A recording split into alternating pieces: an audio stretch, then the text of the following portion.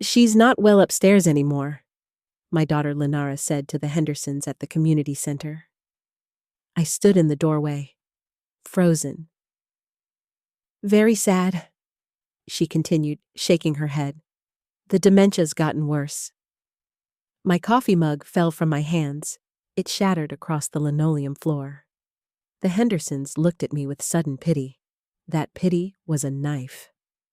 I opened my mouth to speak, but Lenara was already guiding me away by the elbow, smiling apologetically at them like I was a confused child who'd wandered into an adult conversation. I was 58 years old. I was standing right there.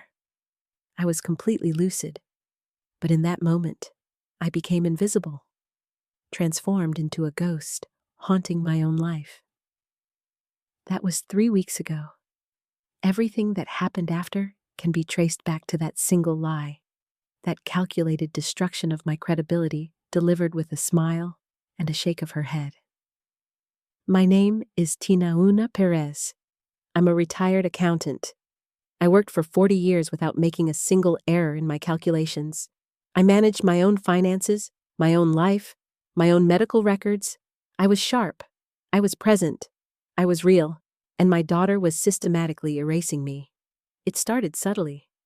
I didn't notice at first because I didn't want to see it. Mothers don't want to see their children as villains. We make excuses.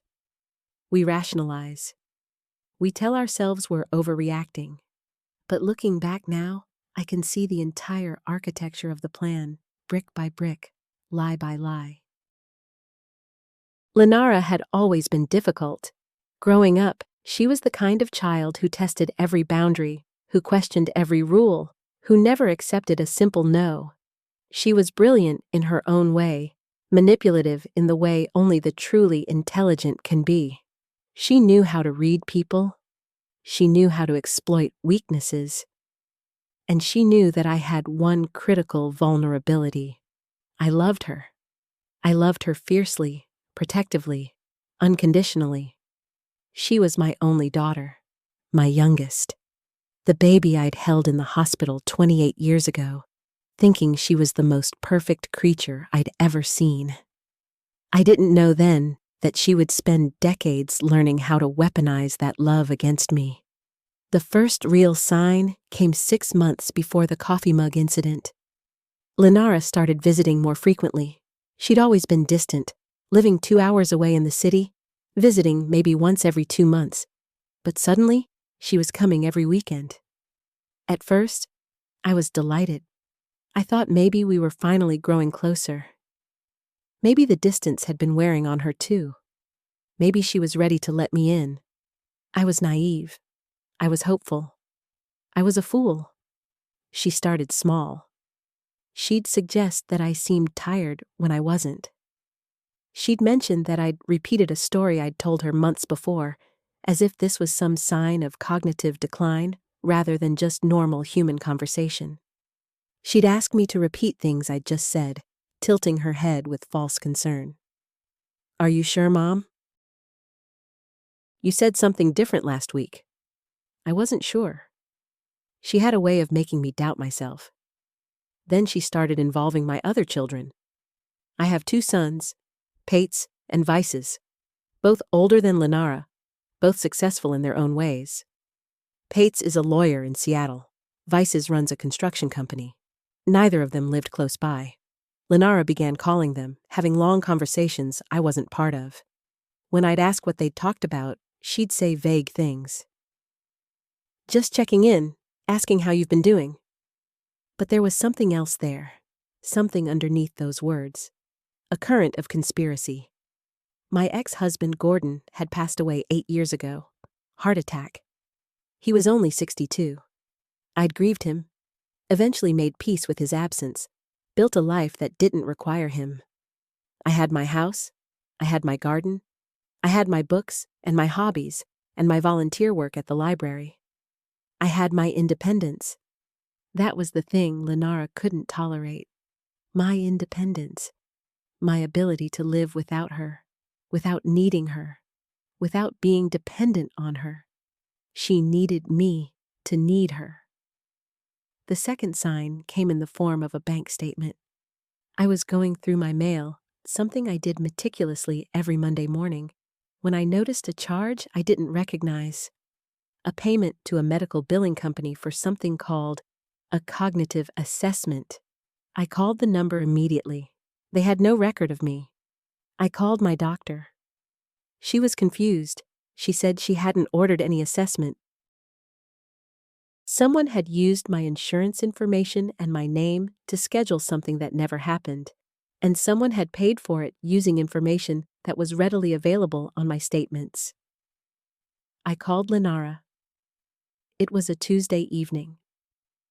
I remember the light was fading outside my kitchen window, that particular golden quality it gets in late September.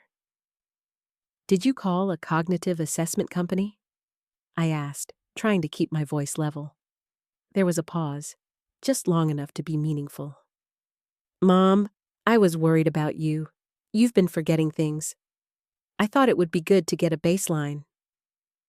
"I haven't been forgetting things," I said. "And you don't get to make medical decisions for me without asking." "I'm not making decisions for you. I was just trying to help." "Why are you being so defensive? That's actually another sign." I hung up on her. I didn't want to hear the rest of that sentence. I didn't want to hear her weaponize my own anger against me, turn my completely reasonable reaction into evidence of mental decline. But she'd planted the seed, and seeds, once planted, have a way of growing. The third sign came when I went to the grocery store and ran into Meelan Bailey, a neighbor I'd known for 15 years. We'd had coffee together occasionally. We'd talked about books and gardening and the general frustrations of aging. She was friendly, warm, genuinely nice. But when I approached her in the produce section, something shifted in her face. She became stiff, formal. She said hello, but didn't make eye contact. "Is everything okay?" I asked. "Yes, of course," she said, but she was already moving away from me, already putting distance between us. "Just busy, you know how it is."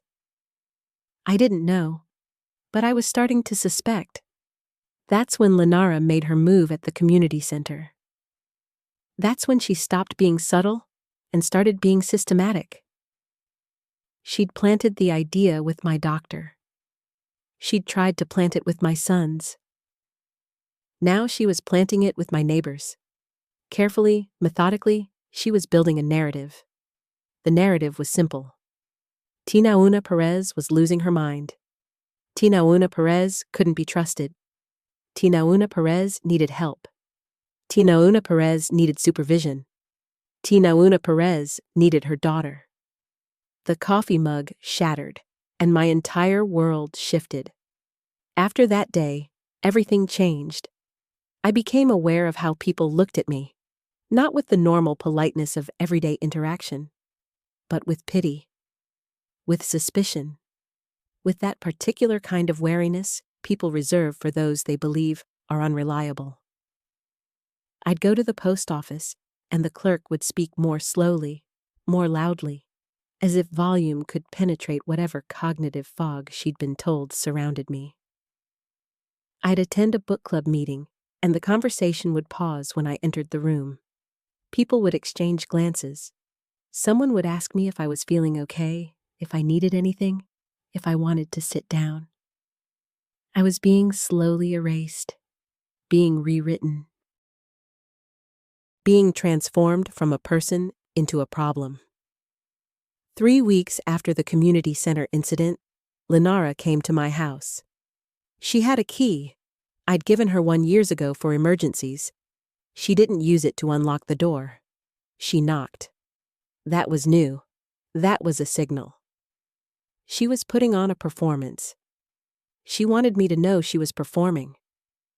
I opened the door, and she was standing there with her arms full of brochures. Retirement communities, assisted living facilities, memory care units. Places where people like me, people who were supposedly losing their minds, could be kept safe, kept managed, kept out of the way.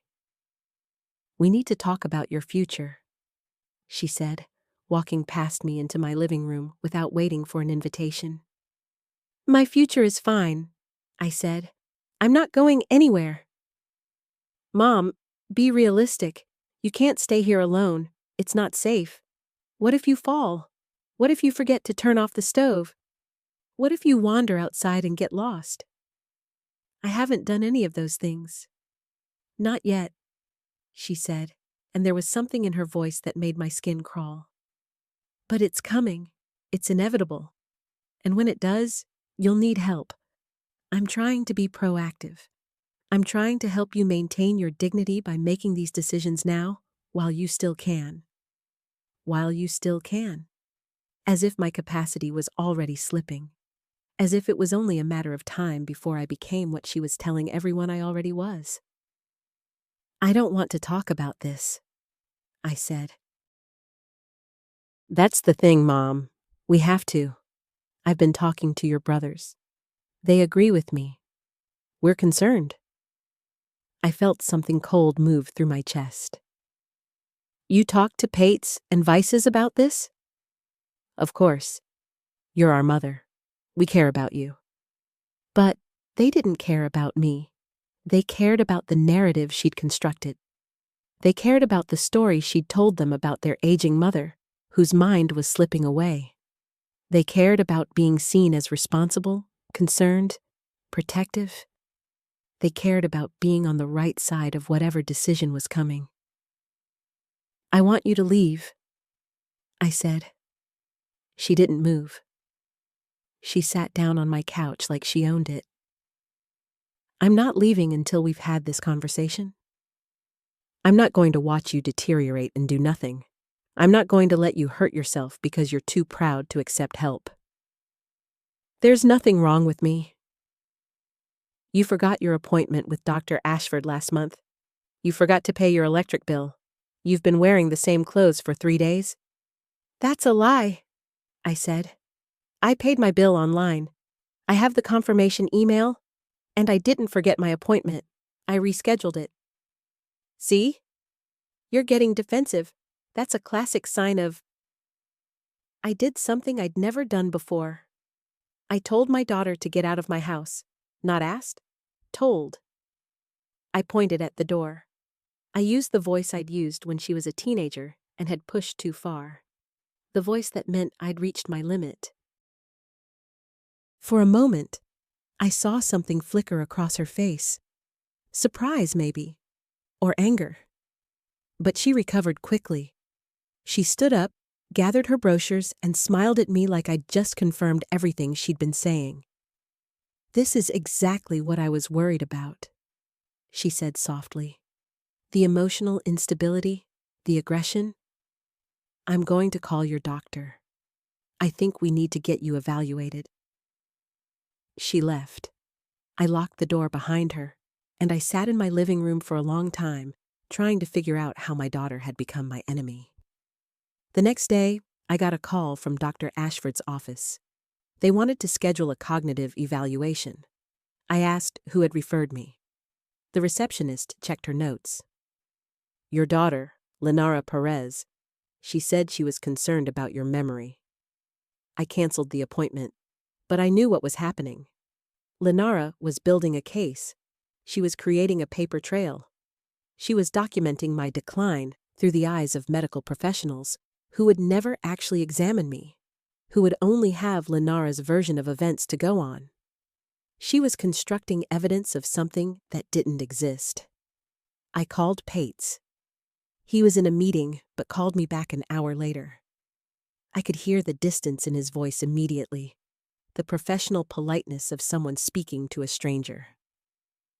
Pates, I need to tell you what's happening. Mom, are you okay? Do you need me to come down? I'm fine. I need to tell you about Lenara. She's lying about me. She's telling people I have dementia. She's trying to convince everyone that I'm losing my mind. There was a pause. I could hear him breathing. Mom, Lenara called me. She said you've been having some concerning episodes, forgetting things, repeating stories, getting confused. That's not true. She's lying. I'm not saying she's lying. I'm just saying that maybe it would be good to get checked out, just to be sure. There's no shame in it. A lot of people our age.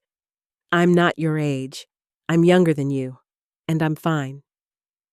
Okay, he said, and I could hear him closing down, retreating into that professional distance. Just think about it, for your own peace of mind. I hung up. I called Vices. Same conversation. Different words, same message. They believed her, or they decided to believe her, because believing her was easier than confronting her. Because believing her meant they didn't have to take sides. Because believing her meant they could tell themselves they were being responsible, concerned, protective. I was alone. That was the realization that hit me like a physical blow. I was completely alone. But I wasn't helpless. I was an accountant. I understood systems. I understood documentation. I understood that if Lenara was building a case against me, I needed to build a counter case. I needed to document everything. I needed to create a record that proved I was exactly who I said I was. A competent, functional, completely sane woman whose daughter was systematically destroying her credibility for reasons I didn't yet understand. I started keeping a journal. Every interaction, every lie, every incident. I documented the dates, the times, the exact words that were said. I took screenshots of my bank statements and my email confirmations. I made copies of my medical records. I created a file on my computer titled Evidence and filled it with everything I could gather. But documentation wasn't enough. I needed witnesses. I needed people who could testify to my mental state. I needed to rebuild my credibility before it was completely dismantled. I called my doctor and scheduled an appointment. Not a cognitive evaluation, a regular checkup. When I arrived, I brought a list of everything Lenara had claimed was wrong with me. I told Dr. Ashford what my daughter was doing. I asked her to document that I was, in fact, mentally competent. Dr. Ashford listened carefully. She ran some basic tests, nothing invasive, nothing designed to catch me out. She asked me to remember 3 words and repeat them back. She asked me what year it was, who the president was, basic orientation questions. She asked me to count backward from 100 by 7s. I passed everything. She wrote it all down. She looked at me seriously and said, "Tinona, I see no signs of cognitive decline. Your memory is sharp. Your reasoning is clear. You're alert and oriented. I'm going to document this in your file." "Thank you," I said, and I felt something like hope kindle in my chest for the first time in weeks. But hope was premature, because what Dr. Ashford didn't understand was that documentation doesn't matter when people have already decided what they believe. She could write whatever she wanted in my file, but if no one read it, if no one cared about it, if everyone had already accepted Lenara's narrative, then it was just words on a page. 2 weeks later, I got a call from an attorney. His name was Hewan Moore. He said he represented my daughter Lenara and that she was exploring her legal options regarding my future care and living situation. He asked if I'd be willing to discuss a voluntary guardianship arrangement. I asked what that meant. He explained that it meant Lenara would have legal authority to make decisions about my health, my finances, and my living situation. It meant I would retain some nominal control, but that she would have the power. I told him absolutely not. He said he'd be in touch. That's when I understood. This wasn't about my mental health. This was about money. This was about control. This was about Lenara gaining access to my finances, my assets, my independence. My house was worth $300,000. My retirement accounts held another $200,000. I had no debt. I had no dependents. I had built a secure, comfortable life, and my daughter wanted it. The dementia narrative wasn't the goal. It was the tool. It was the means to an end. It was the story that would make everything else possible. If people believed I was losing my mind, then it would seem reasonable for her to take over. It would seem like she was being a good daughter, protecting her aging mother's interests. It would seem like she was doing the right thing. I called a lawyer of my own. Her name was Kyriera Ellis. She was sharp, focused, and she understood immediately what was happening. "This is called elder abuse," she said. "Specifically, it's financial exploitation and psychological abuse. Your daughter is systematically destroying your credibility in order to gain control of your assets and your autonomy. Can you stop her? We can try, but it's going to be complicated. The problem is that she's been very careful. She hasn't made any overt moves yet. She's just been spreading rumors, suggesting concerns, building a narrative. Legally, that's harder to prosecute than if she'd actually stolen something or forged a document. But we can document her pattern. We can file a protective order. We can make sure that if she tries to pursue guardianship, we have evidence to present to the court. What do I need to do? Keep documenting. Get more witnesses. Anyone who can testify that you're mentally competent. Anyone who can contradict her narrative. We need to build a case that's airtight." I spent the next month doing exactly that. I reached out to people I knew. I invited them over for coffee and conversation. I made sure to be sharp, present, engaged. I asked them if they'd be willing to provide written statements about my mental state if necessary. Most of them agreed. Some of them looked uncomfortable. They'd already heard the rumors, already been influenced by Lenara's narrative. But enough of them said yes. Enough of them were willing to testify. I also started attending things. I went to community events. I volunteered more at the library. I made myself visible and present and undeniably competent. I was performing my own sanity, essentially, but I was also living it. I was proving through my actions that I was exactly who I claimed to be. But Lenara wasn't done. She escalated. She called me one evening and said she'd scheduled a family meeting. My brothers would be there. She wanted to discuss Mom's situation in person. I knew it was a trap, but I also knew I couldn't avoid it. If I didn't show up, she'd say it was because I was confused, because I'd forgotten, because my mental state was deteriorating. So I went. The meeting was at a restaurant in the city, halfway between Seattle and where Vices lived. I arrived early. I sat at the table they'd reserved and waited. When Lenara arrived, she was carrying a folder full of papers. She sat down across from me and opened it without preamble. "I've been documenting Mom's cognitive decline," she said, and she spread out a series of notes, each one dated and timed. Forgetting appointments, repeating stories, emotional outbursts, confusion about dates and times. Every single item was a lie or a distortion, every single one. "These are fabrications," I said calmly. "I have documentation that contradicts every claim you've made." "Of course you do," she said, and she smiled. "That's part of the problem. People with early-stage dementia often don't realize they're losing their memory. They create false memories to fill in the gaps. They become defensive when confronted with evidence of their decline."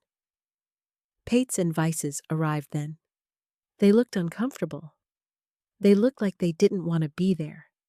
But they'd come because Lenara had asked them to, because they'd accepted her narrative, because they were already convinced that their sister was the concerned daughter trying to help their deteriorating mother. "I have something to show you," I said, and I pulled out my own folder.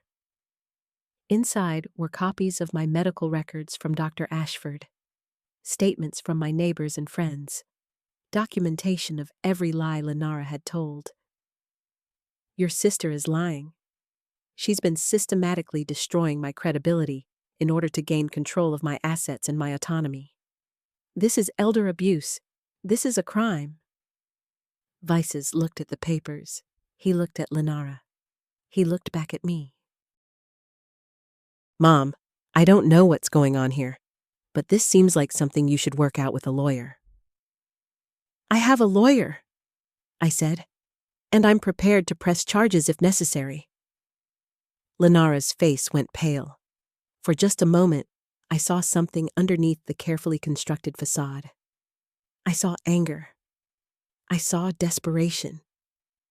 I saw someone who'd believed her own narrative so completely that she couldn't imagine it being challenged. But she recovered quickly. She reached across the table and took my hand. Mom, I know this is hard. I know you're scared. But I'm doing this because I love you. I want to help you. I pulled my hand away. You're doing this because you want my money. You're doing this because you want control. And you're doing it by convincing everyone that I'm crazy. I'm not doing anything of the sort, she said, and her voice was perfectly calm, perfectly reasonable. I'm concerned about your well-being, and if you're going to accuse me of elder abuse, then I think we need to get you a proper psychiatric evaluation.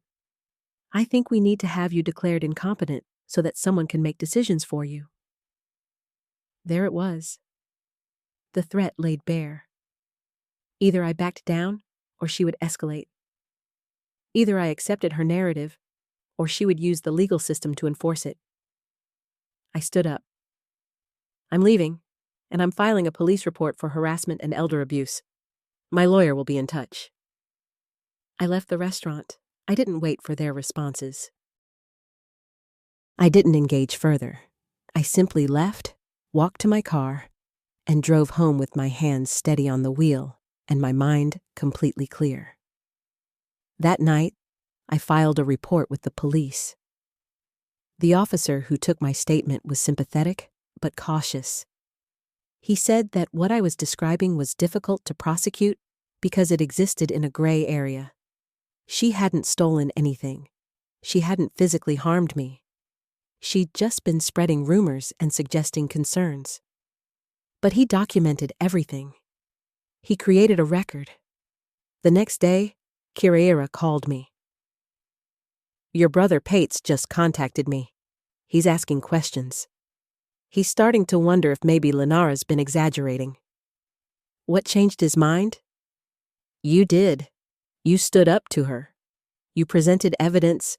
You didn't accept her narrative. That's powerful. People want to believe the person who seems most confident, most reasonable, most in control. But when you challenged her, when you showed that you had documentation, when you refused to accept her framing, that created doubt. And doubt is what we need. Over the next 2 months, things shifted. Slowly, incrementally, the narrative began to change. Pates started asking questions. He read the medical documentation. He talked to Dr. Ashford. He realized that his sister had been lying to him. He felt foolish, but more importantly, he felt angry. He called me and apologized. He said he should have listened to me from the beginning. Vices was slower to come around, but he eventually did. He reached out to my neighbors, the ones Lenara had spoken to at the community center.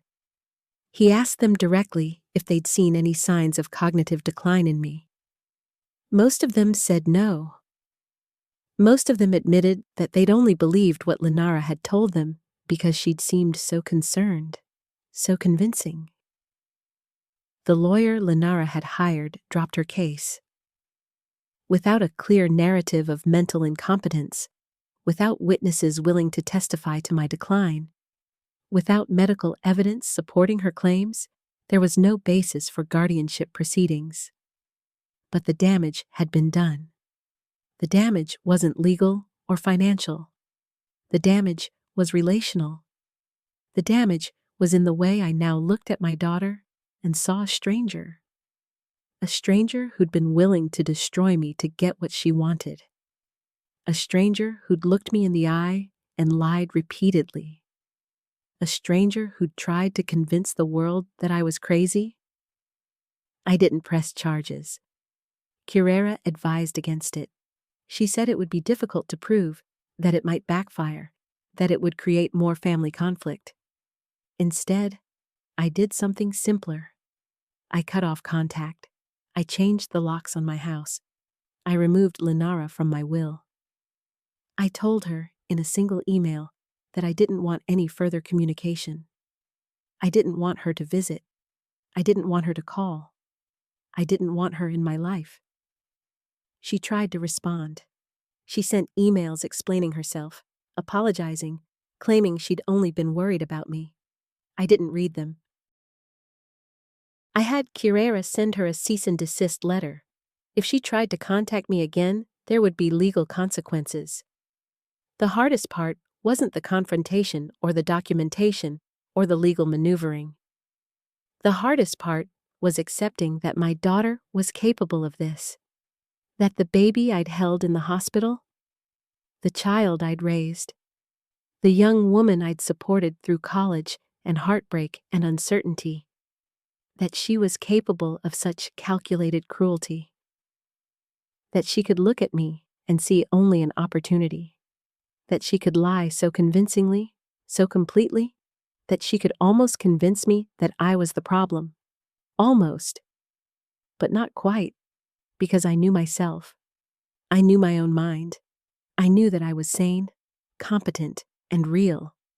And I refused to let anyone convince me otherwise. Months passed, then a year, then 2. Life settled into a new normal. I kept my house. I kept my money. I kept my independence. I didn't hear from Linara. I heard occasionally that she was angry, that she was telling people I'd abandoned her, that she was portraying herself as the victim. But I didn't engage. I didn't defend myself. I simply lived my life. My relationship with my brothers improved. They both apologized multiple times. They both acknowledged that they should have trusted me, that they should have questioned Linara's narrative more carefully. Pates helped me strengthen my legal documentation. Vices checked in regularly to make sure I was okay. We became closer than we'd been in years. I also became an advocate. I started volunteering with an organization that helps older adults recognize and report elder abuse. I spoke at community centers about the signs of financial exploitation and psychological manipulation. I told my story not to punish Linara, but to help other people recognize what was happening to them before it was too late. Because that's the thing about this kind of abuse. It's insidious. It's designed to make you question your own sanity. It's designed to isolate you, to convince you that the people you trust are right to be concerned, that maybe you are losing it, that maybe you do need help. It's designed to make you complicit in your own destruction. But I wasn't complicit. I refused to be. I stood up, I documented, I spoke truth, and I refused to accept someone else's version of reality. Today, I'm 62 years old. I'm sharper than I've ever been. I'm more aware of the world, more cautious about who I trust, more vigilant about my own autonomy. I've lost my daughter, but I've kept myself. And that's a trait I can live with. If you're experiencing something similar, if someone is telling you that you're losing your mind, that you can't be trusted, that you need help, you don't think you need, believe yourself. Document everything. Find witnesses. Talk to a lawyer. Don't let anyone convince you that you're crazy. Your reality is real. Your mind is yours. And no one has the right to take that from you. Subscribe for the next chapter. It's worth it.